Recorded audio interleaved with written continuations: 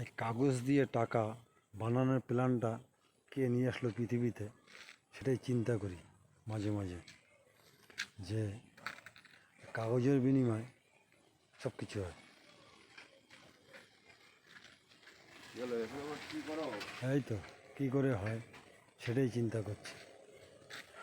একটা কাগজের একটা মূল্য একটা মানুষের থেকে অনেক উপরে।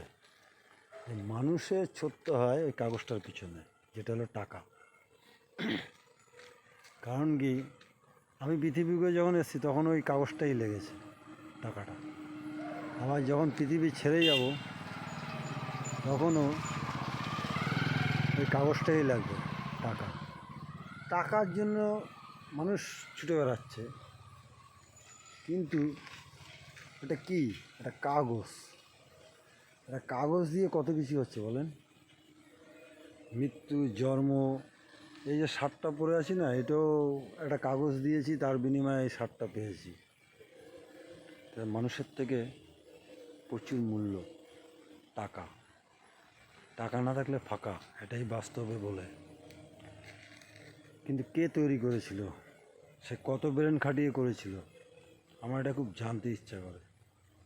যে সে কি জানতো যে এই কাগজটার বিনিময়ে পৃথিবীর বুকে এত কিছু হবে, আর এত কিছু পাওয়া যাবে, এবং এই কাগজটাকে খুঁজতে যে অনেক কিছু জীবনে মানুষ হারাবেও, এটা কি সে জানতো?